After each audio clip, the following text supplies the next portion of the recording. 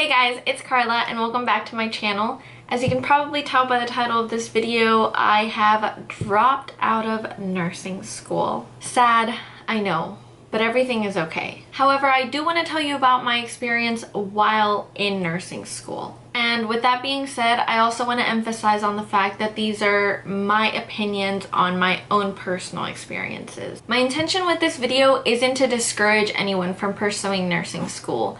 I simply want to put a different perspective out there. You know, that of someone who walked away when they weren't happy.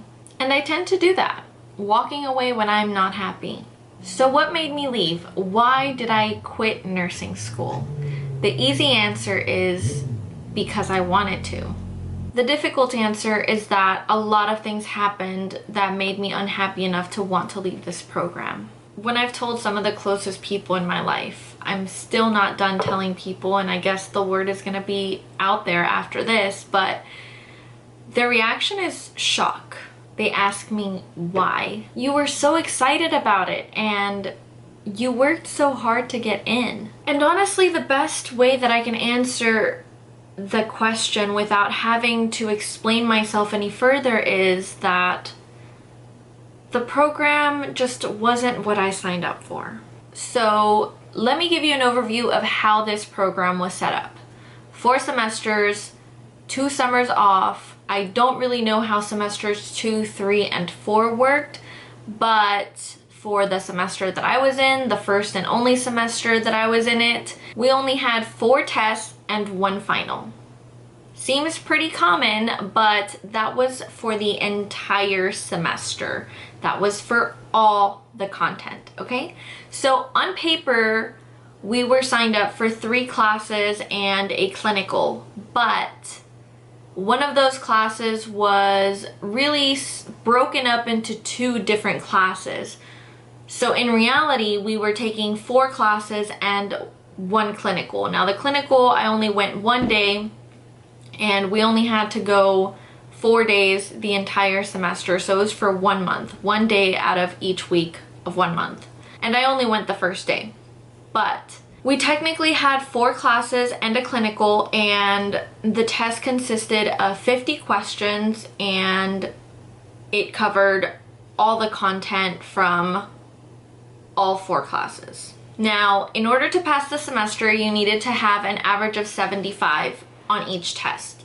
So you had to have 375 points from your 4 tests and the final in order to pass the semester. Anything under a 75 was considered failing, which isn't unheard of in any given nursing program. Now, in the case that you failed a test under that 75, you had to go to a mandatory remediation meeting. Basically what that means is you got together with your clinical instructor and they just asked you a bunch of questions about your study habits. What did you do to study? How many hours did you study? You know, how many hours are you working? Are you working? Do you have kids? What other things basically did you have to balance along with studying? So it was kind of a session to figure out what you did wrong, what you did right, what you wanted to keep doing, and what you needed to change. So the meeting in theory was supposed to be helpful. Now, some extra things that could help you out on your test average were tier testing, which basically meant that the 2 to 3 people that were in your row while taking an exam, you got together after you all took your exam, and 25 out of the 50 questions were pulled and you had to answer those 25 questions. Now, depending on how well you did, you could get up to 3 points added on to your exam grade. The other opportunity for making up exam points were, I think they called them ATI points. So at the end of the semester, I wasn't there at this point, but they did take an ATI test, and depending on how well they did, they could get up to 15 points, I believe. I may be wrong. Like I said, I wasn't there, but I think it was 5, 10, or 15 points depending on how well you did. And those points would get added on to your lowest test score in order to help you meet that 375 if you hadn't reached it. When I started the semester, I was working a job on campus, so a work study. I was working 19 hours which is the most that they allowed. And I was also a student ambassador, and the ambassador program was a scholarship, essentially. I made a commitment of 60 hours to this program, and I basically went out in the community and promoted the college and their programs and how good of a school it is. And don't get me wrong, it really is. For the first 2 tests, I was working the full amount of time that I could, which was 19 hours, and I was a student ambassador, and I was a nursing student. So I made an 80 on the first test. And if I'm being completely honest, yes, I studied, but not as much as I should have. On test number 2, I made a 71, and that was with tier points. So I had failed by 4 points, and I was devastated. And I immediately scheduled my remediation appointment. I took myself over to a counselor, and I talked to her, and I really wanted to quit my job on campus, and I wanted to do everything that I possibly could to be better, you know, to be a better nursing student, because I knew that I had messed up.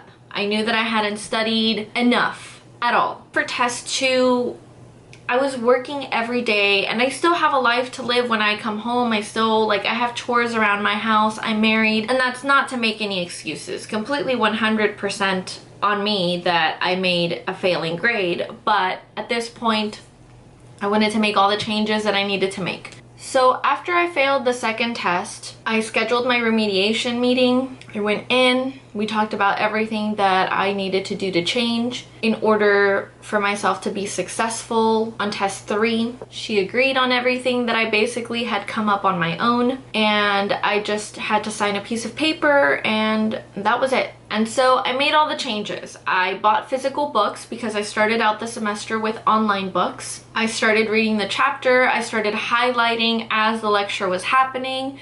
I started to go over the PowerPoints every day. I was only working 1 day out of the week. I bought an $80 program to do practice questions, and I wouldn't start answering those practice questions until I was done reading the content. I also asked questions during lecture if I didn't understand something. So I did everything that I hadn't for test 1 or test 2. Believe me when I say that I was doing it all. Between the first and second test, I want to say that there was maybe a 3 to 4 week gap. Between test 2 and test 3, there was a 6-week gap. There was also a lot more content, and there were still only 50 questions. So after taking test 3 and taking the tier test, I was confident in a 75. I was confident in passing. I didn't think that I had made an A or a B, but I thought that if I had failed, then I would only be a few points behind like I had been for test 2, and that simply was not the case. After taking my test and after doing tier testing, I made a 50, you guys. Yeah, that's right,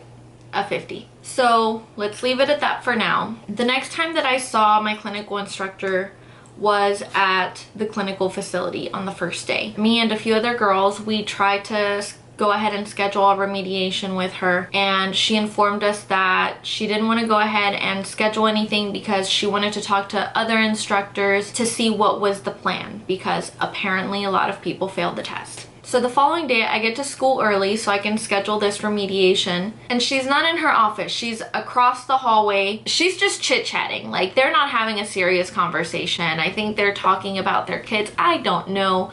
But she told me to email her. Mind you guys, I made a freaking 50 on this test, okay? And there's only a 3-week gap between test 3 and test 4. So I only have 3 weeks to get ready and get it together to make a better grade. So instead of walking literally less than 15 feet over to her office and just jotting it down in a notebook like she did the first time, she told me to email her. So that was just annoying. I don't know if I was in a bad mood or if I should have actually been annoyed by it, but I was annoyed because I honestly thought that these meetings were important for people who failed. So I emailed her after class, which was around 11:30, and I actually emailed the program director around the same time because she wanted to set up a meeting with people who were on the struggle bus, and at that point I was. So I had emailed both of them around the same time.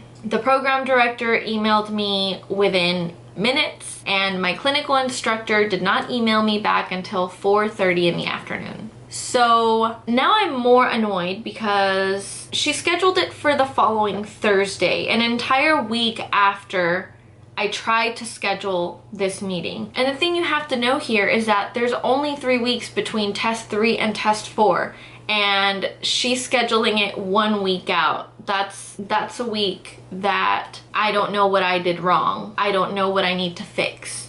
And I just didn't feel like she thought that it was of any importance, because if my 50 wasn't the lowest test grade, it was probably one of the lowest test grades in my entire class. So for her to tell me to email her and then take almost an entire work day to email me back, only to schedule this remediation meeting a week out, was just mind-boggling to me. So by now, the days are really blurry because I dropped this program a month before the semester was over.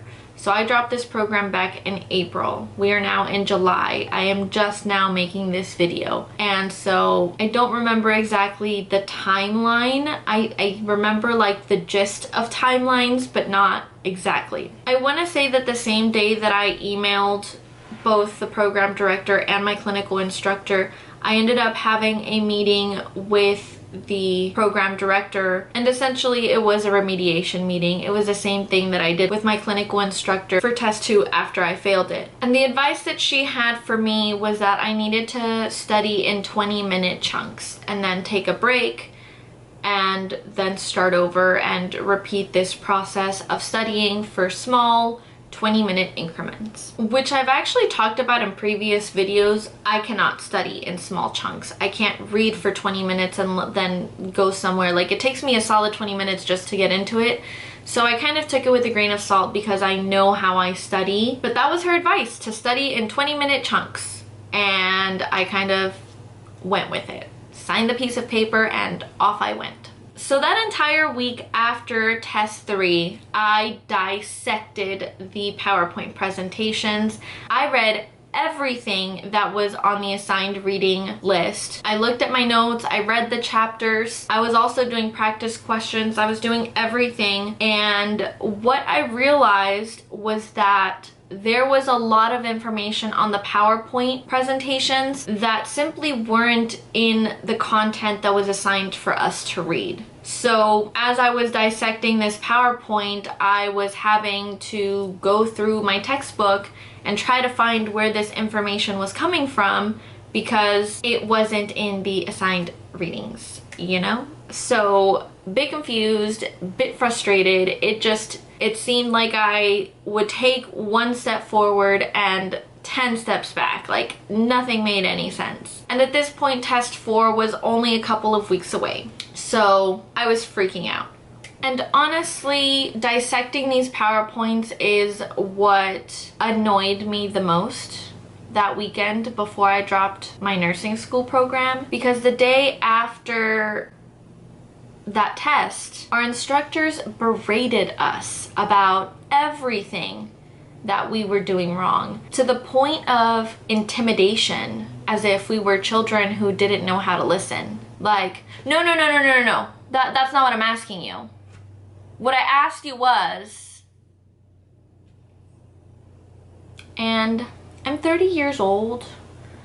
I know how to act as a grown-ass woman, and so I kind of expected these women to act in a way that made me respect them.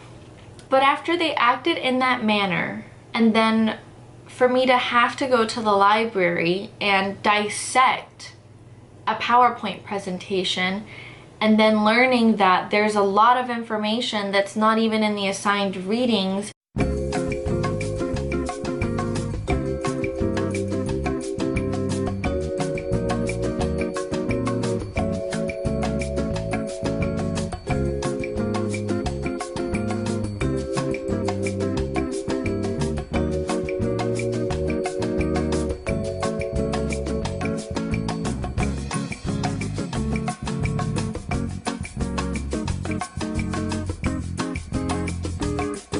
Given everything, I just knew that this wasn't the right program for me. And so I talked with my husband and he basically supported whatever decision I ended up making. And ultimately I decided to drop the program altogether. I figured it's better to drop now before I fail in case I want to try it again someday. Although I had already dropped the nursing program, I had also already made a commitment to the ambassador program when I got a scholarship. So I still had to show up for several events. One of them just so happened to be on campus. We hosted a bunch of high school kids. There were a ton of fun activities.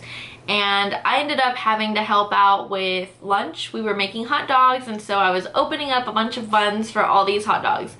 And we were set up literally right across from where my clinical instructors were with their activity. They came over, they grabbed hot dogs, they were having so much fun, and you know what? Not once did they say hi. That is how petty these women are. These grown women with children and grandchildren couldn't say hi. They couldn't be the bigger person and say hi. And you might be wondering, well, Carla, if it's such a big deal, why didn't you just say hi?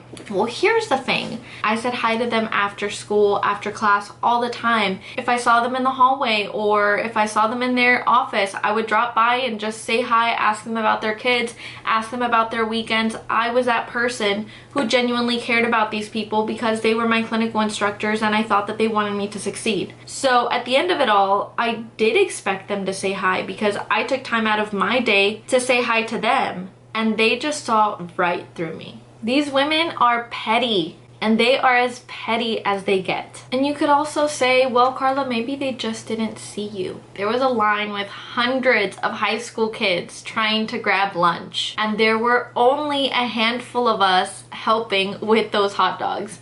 So I highly doubt that they didn't see me because I was the first person in this conveyor belt of hot dog making that was going on. So I don't know.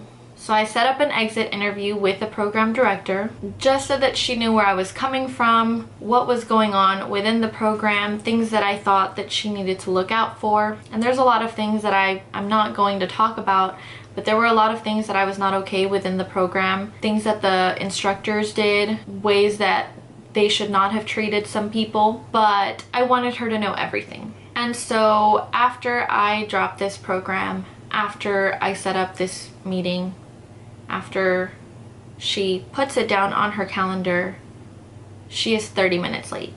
And her reaction was like, oh my God, was our meeting today? I completely forgot. Well, obviously you forgot because you're on time to literally everything else. But whatevs.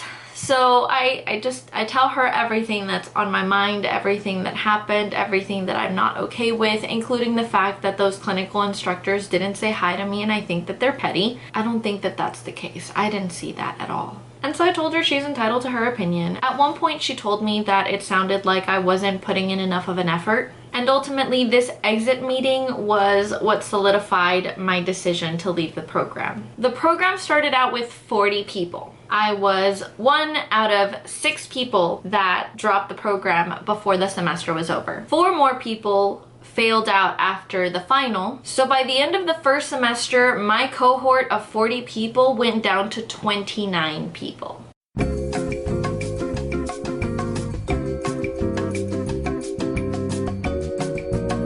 I worked the pinning ceremony with the ambassadors, and the pass rate is now 92% according to the program director's speech. It's still good, but it's gone down since I applied. I took pictures of the program director and the instructors, and once again, the instructors did not say hi. And I'm not talking about randomly taking their picture. I mean, there was a backdrop, and they posed for a picture that I took, and they still did not say hi. Once again, these women looked right through me. I honestly need a break from school. I don't know if I'm gonna go back. If I do, I'm not sure when. Everything is kind of just up in the air right now. But what I do know is that I'm very happy with the decision that I made. I don't regret leaving when I did, and I'm still very much proud of myself for everything that I've accomplished and how far I've gotten. And this is all I have for today. If you have any questions, go ahead and leave me a comment down below or shoot me a DM over on my Instagram. I really hope that you enjoyed this video. If you did, please give it a thumbs up, subscribe to my channel for new videos in the near future, and until next time, I will see you guys later. I love you! Okay, bye!